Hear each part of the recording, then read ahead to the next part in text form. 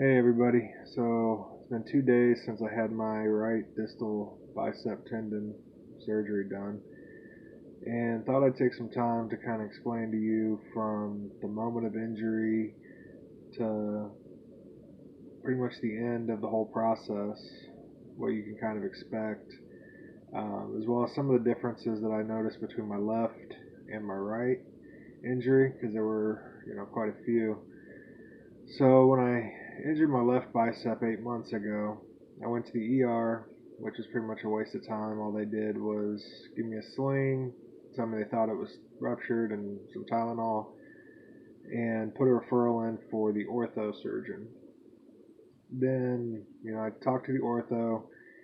He had me go get an MRI, verified it was ruptured. We scheduled surgery for, 10 days after the injury had occurred. So it was pretty quick turnover that time, which was nice. The second time, however, I didn't even see the ortho doctor until 10 days after the injury.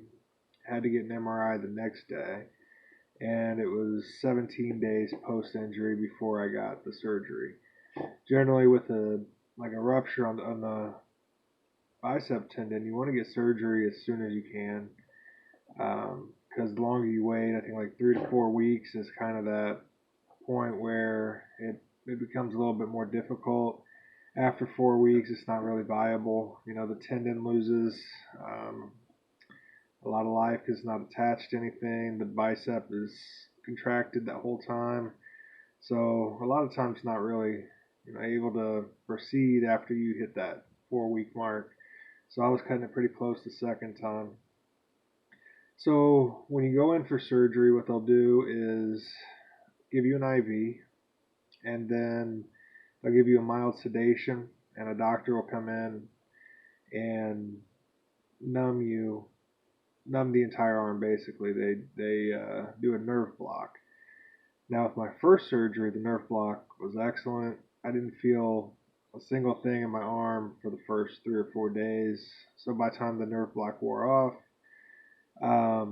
it was kind of like a dull ache in the arm, more so than any real pain. This time, I don't know if he didn't give me enough or what, but the nerve block didn't take. So, I've been feeling all of the pain this time, which is unfortunate. I mean, your bicep hurts because it was contracted and then now it's been pulled down. The tendon hurts for the same reason, and then they, drill a hole in your bone, so that hurts. And you can feel all of that. Your forearm hurts because of those muscles being tight, and they have to move a nerve out of the way when they're operating on you. So there's a lot of numbness in the hand anyway. So basically, what the surgery is the most common one, the one that I got both times. They make a little incision on your forearm, pull the tendon down through that, and suture on a little pin basically. And then they drill a hole into your forearm, drop the pin through, and then tighten the sutures down so that the piece of metal is anchored to the underside of your bone, and the tendon goes into the top part of the bone. And then they'll put like a screw in there basically to hold it all together. Um, and then, for the next 2 weeks, you're in a cast like this. Can't get it wet, can't really move or do anything with it. After those 2 weeks, you'll go back for your follow-up appointment, and they'll put you into a metal brace, basically, which you guys will see later on.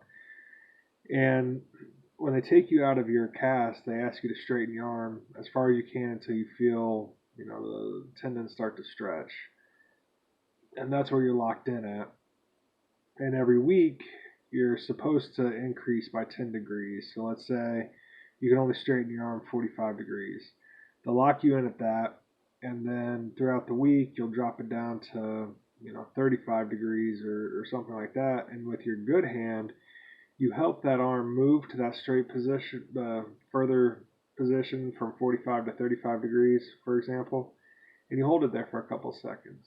And then you use your good hand to lift your arm all the way up to your shoulder.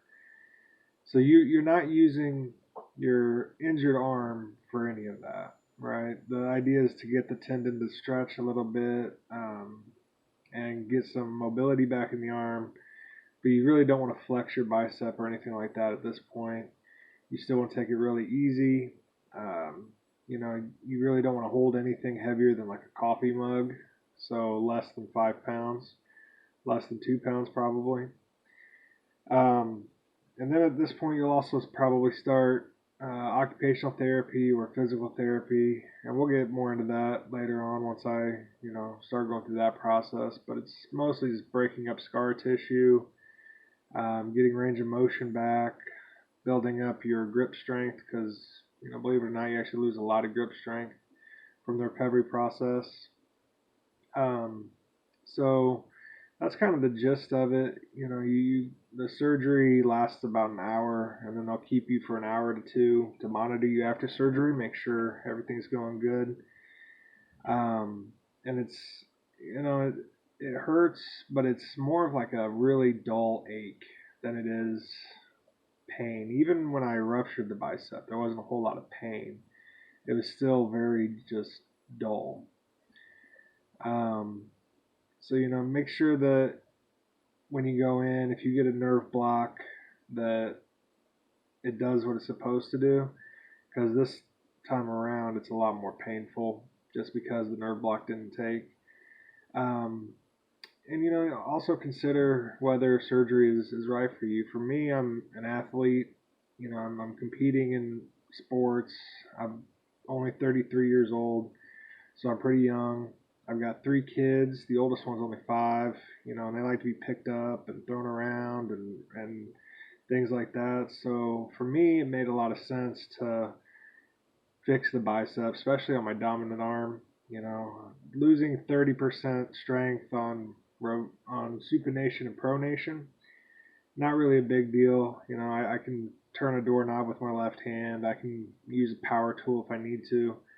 But the flexion, moving your arm up and down like that, you lose, up to 60%, and that's a lot, especially for a dominant arm.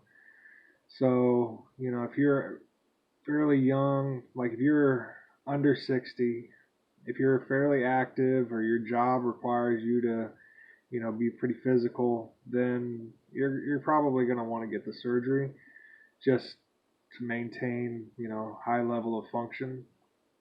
But I mean, you can live without the surgery if you're a pretty sedentary person or you're older and things like strength and all of that don't really matter.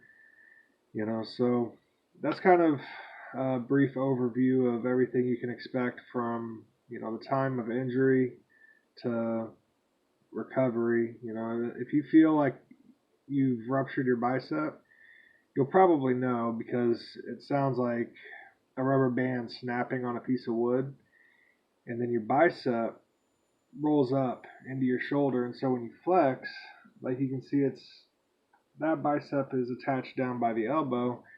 Otherwise, it would be up higher. And then you'll usually get like a bruise or some swelling around the elbow area, pain when you supinate and pronate.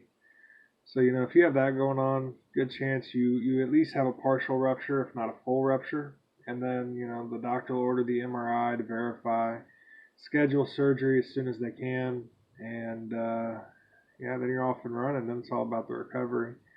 So if you guys have any questions or comments or something in particular that you want to know about this whole situation, if you're going through it yourself or about to, just drop a comment and let me know, and I'll cover the topic the best I can.